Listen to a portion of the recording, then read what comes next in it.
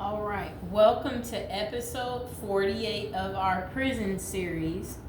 Okay, if you are new to the channel, like the video and subscribe. So, we're going to talk about different prison facts and shockers. Okay, so even though Americans make up only 4% of the world's population, the U.S. holds a staggering 22% of the planet's imprisoned individuals. Let that sink in for a moment. Now, law and order and the war on drugs are listed as two things that made the incarceration rates in the U.S. skyrocket and set the corrections on a path to becoming the mass incarceration industry. So, many prison facts show that the system is oriented towards punishment rather than rehabilitation. Okay, so the three-strike policy is overpopulating prisons with offenders being sentenced to life without parole. Okay, so let's see what else they have to say. So now we're about to get to the fascinating facts. So all right, let's hear it. 2.3 million people are incarcerated in the U.S. and there are 1,943 state and federal prisons in the U.S. Okay, so let's see what else they have to say. Okay, so they said in the last 40 years, 566 people have been executed in the state of Texas. So that sounds like we should stay away from Texas because if that's the place that's doing all that, then that's not where you want to be at. Okay, so then they said there's overcrowding in prison. Okay, so 13 states currently run correction systems that are exceeding the population limits. Okay, so then it says black men have a 32% chance of getting incarcerated during their lifetime, while white men face this at only 6% probability. I guess they just want to take the black men since they're going to mention that. Okay, so the general U.S. prison facts and statistics. Now we're going to get to that. So one of the interesting bits of prison trivia is that Alcatraz was at one point the single federal facility to have hot water showers. The ideal was to make the inmates accustomed to warm water so they could not withstand the freezing water of the San Francisco Bay if they ever tried escaping. It's kind of funny, right? Today, inmates are submerged into unpaid labor, poor health care, abuse, and unjustifiable long sentences, making both metaphorical and true escapes from the system upon release, but all impossible for many. If you're not being treated right, so I guess you would want to escape them, right? Okay, so it says there are 2.3 million people incarcerated in the U.S., and then it says prison facts, and the statistics show the total number of Americans who were on parole or incarcerated was 6.4 million. Okay, so let's see what else they have to say. There are 1 million inmates in state prisons and 226,000 in federal prisons. Okay. There are, 1,300 inmates in the military prisons. So not that many inmates in the military prisons, okay? So let's see if we find something else interesting.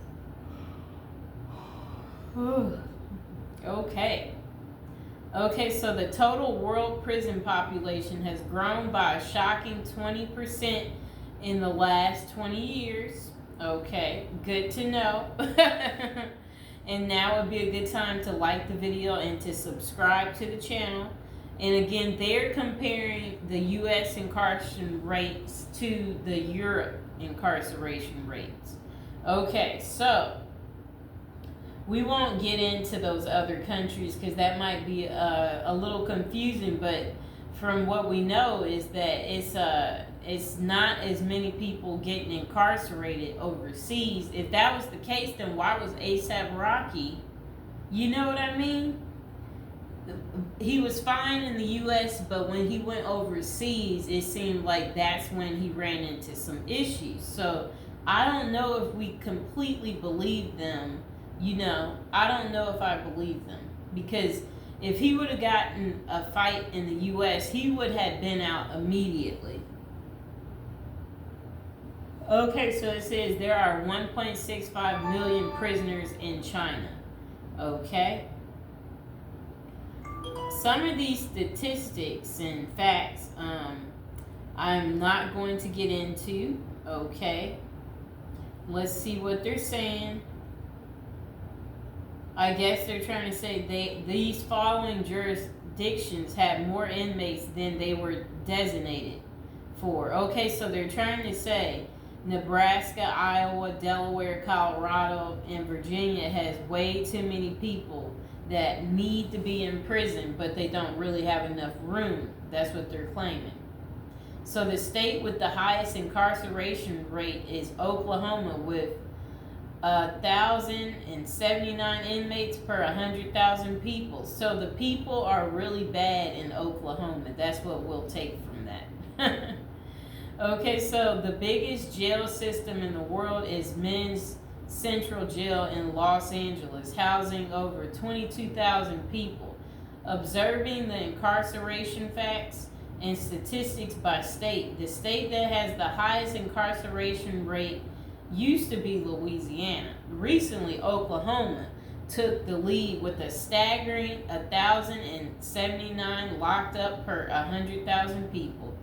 But Louisiana still follows right behind them. And then after Louisiana is Mississippi, having the most people. Okay, so let's see. Prison facts show that countries with a significantly higher murder rate, such as Brazil, Panama, and El Salvador, and Costa Rica, still have barely half of the U.S. rate. Evidently, things people are held for in the U.S. are not considered deserving of the same treatment in many parts of the world. Okay, so the states with the lowest incarceration rate are Massachusetts, Vermont, and let's see what else they have to say.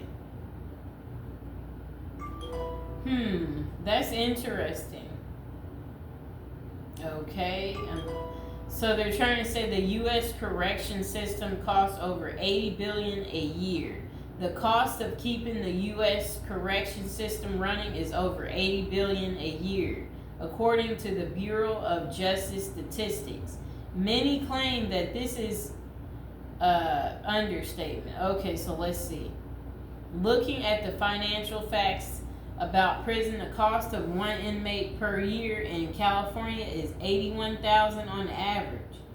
Okay, I don't know why it costs so much just to keep an inmate. I really have no idea. Okay, so let's see what we have to say.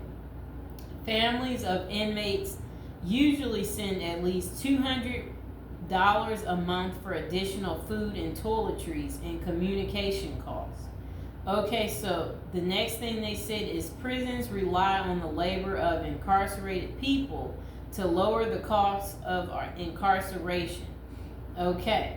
So let's see. Prisons use the work of their inmates for food service, laundry, and similar tasks for which they are paid extremely low wages. Studies have shown that people in prison make 86 cents to $3.45 a day, which is roughly enough for a couple of phone calls to the outside. In some states, this work is not paid at all. Sometimes it comes with little rights or protection. Okay? Okay, so up to 50% of all imprisoned Americans work full-time while doing their time. So this is one of the lesser-known jail facts in effect. That means that at least 870,000 people are 40-hour work week prisoners. I think we kind of knew that in prison that they work still, but they work for free. But if you're not used to doing work 8-hour days or 12-hour shifts, then yes, you would look like, what? I have to work? Like, you would be in shock because I guess you thought maybe you would just be in your cell all day, but no, they labor you for free. Okay, so the Federal Bureau of Prisons pays prisoners less than $1 through the Federal Prison Industries Program.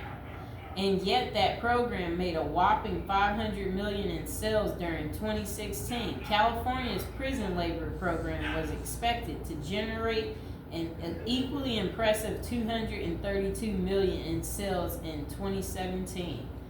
And now would be a good time to like the video and to subscribe if you are new to the channel.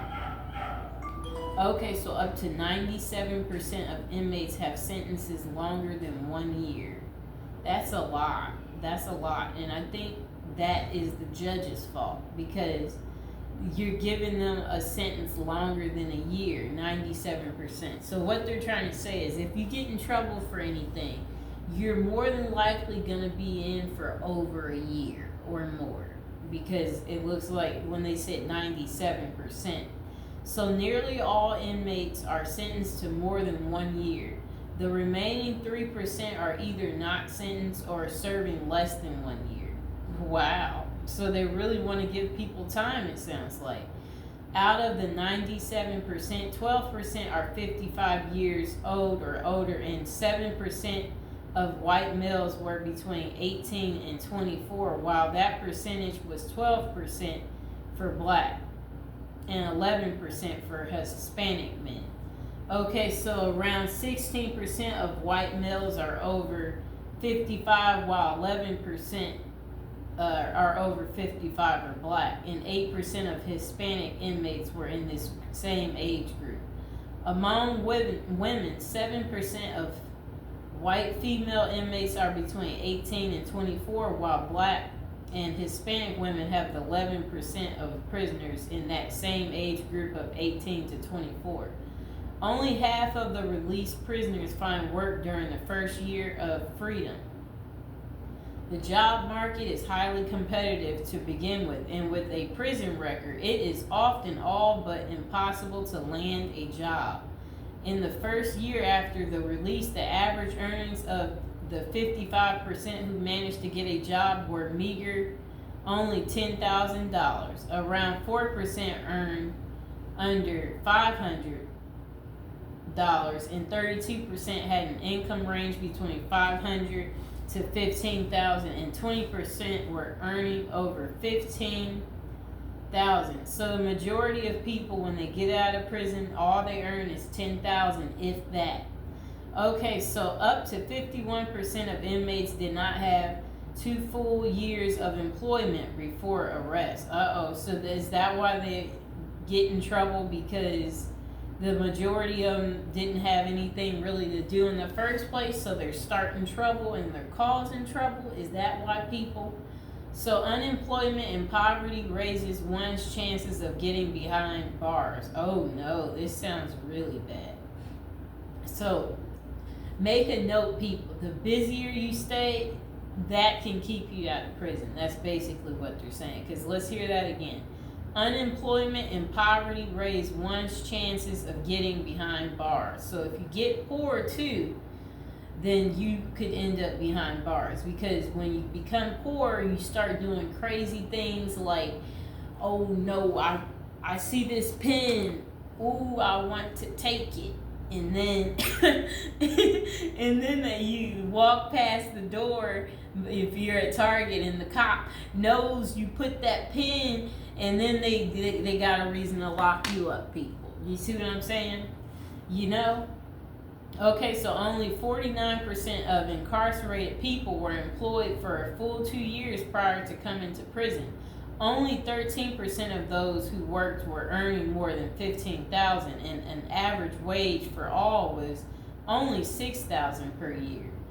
Looking at the full decade before the incarceration, around 50% were without any earnings. Okay, so they were doing bad things too, maybe robbing people or places because they didn't have the proper funds, so it got them to doing things they should have never done, people. Okay, so prisoner demographics, 16. Okay. Oh, okay. Being in the bottom 10% by family wealth increases your chances of ending up in prison by 20 times. So those born in poor families, especially in the bottom 10% of the family income distribution, have 20 times the chance to be in prison anytime in their 30s than those from well-off families. Oh no. I don't know. People, don't believe everything you hear and read. If we look at the farthest extremes, those from the very bottom and very top of the family income distribution, the poorest are 40 times more likely to be incarcerated than those from the families at the top of the income ladder. Okay, maybe they're more likely to be incarcerated too, because if you're poor, logically, and if you don't have a large following, how are you going to pay for your lawyer? How are you going to pay whatever fees they throw at you? How are you going to do that? You can't pay it because you're poor, so now you're likely to serve the time in jail. So I think that's what they mean too, to further elaborate, because if they know you have the money, maybe you'll have a chance to pay it, or maybe, you could bail yourself out. The list goes on. Okay. So incarceration rates vary dramatically from one zip code to another. Location matters. Growing up in segregated or isolated neighborhoods significantly raises one's chances of incarceration in life. Sometimes the rates can vary by a huge factor of 30 in the same city, depending on the neighborhood. If you are raised in a black and poor neighborhoods such as South Los Angeles or Compton, the rate at 30 was almost 7%, while few zip codes over in Santa Monica, the rate was under 1%, close to none. So you have to get in a good neighborhood, people, because when you're in a better neighborhood, people find better things to do rather than start trouble. When you live in a bad neighborhood, now you got people who just want to be mean for no good reason. And they're in a bad mood because they're not making enough money, so now they want to bother you. You see what I'm saying? So then it says, even in rural states where the rates are low in general, certain areas have it worse. A neighborhood in Omaha accounted for 10% of all 30-year-olds incarcerated in the state of Nebraska. Okay, so then it said, a black man has a 32% chance of being in prison at some point in his life. And then it said up to 40% of people in prison or jail are black, and 20% are Hispanic. The racial disparity is enormous, as African Americans make up for only 13% of U.S. residents, yet almost half of the prison population is black. Sounds like a racism issue, people, if you ask me. What do you think? You think it's that? If so, comment below. While a black male has a 32% chance of being in prison during their lifetime, mass incarceration facts are clear. For a white male, that percentage is only 6%. Hispanic men have a 17% chance of serving time during the course of their lives. The imprisonment rate for sentenced black males in 2017 was 2,336 per 100,000 black male residents. Okay. While white males had a rate of only 397 per 100,000, almost 6 times more. I don't think that word went with that, so I don't know why they had to say that. Okay, so over 60% of Hispanics and blacks serving more than 1 year were sentenced for violent offenses, while only 48% of white prisoners were convicted of the same. This fact is often used to portray black men as inherently more violent than white. In fact, it's an example of sentencing practices that heavily discriminate against people of color in favor of the white men. It gets worse. A black youth aged 18 to 19 is 12 times more likely to spend time in prison than a white male of the same age group. This one is One of the most disheartening U.S. prison system facts. The racial disparity is seen most clearly in this group. This is extremely significant because it sets young black men on a downward spiral at the very beginning of their lives, taking away the chance for an equal start in life and assuring a steady influx of prisoners. Okay, so black women are in prison twice as much as white women. The imprisonment rate in 2017 was 92 per 100,000 black females. Okay, compared to 49 per 100,000 white females. I guess they're trying to say it's kind of double if you're a black woman that you're likely to, I guess it looks like that's what they're saying. And the most vulnerable age group is 18 to 19-year-old black teenage girls were 4.4 times more likely to be locked away than the white girls and 1 to 8 times compared to Hispanic teenagers. Okay, I guess if you are black, I guess they're saying watch out. Okay, so the incarceration rate for women has gone up by 400% since the 1980s. Up to 93% of prison inmates are male and just 7% are females. Thank goodness the percent is low for women. Okay, that being said, the female prison population is on the rise, and in the last 20 years, in fact, it has doubled. In the meantime, the male prison population has grown by 18%. Okay, so up to 58% of women are convicted of drug-related charges. While the charges most women are held for are drug-related, many are not directly involved in the drug trade.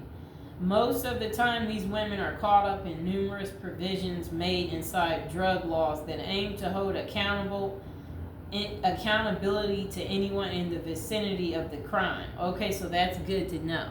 If you're anywhere near when something bad is happening, you might want to get away. Okay, so then it says since the 1980s, the incarceration rates for women have risen 400% for black women. That number is mind-boggling. Let that sink in for a minute. Okay, so all the convictions have a heavy impact. Many are left as collateral damage, unable to shake the consequences of the war on drugs.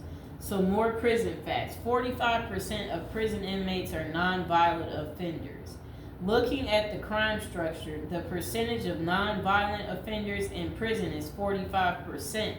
Out of those, 34% are drug offenses and 29% are property offense inmates, including burglaries. Around 55% of inmates in state prisons were serving time for violent offenses, which equates to 730,000 inmates in 2020. Okay, my goodness, people, that is a lot. That is what I will say about that. So since that is so many, we will cut it right there. Thank you guys for watching, and this is our prison series, people. Don't forget to like the video and don't forget to subscribe.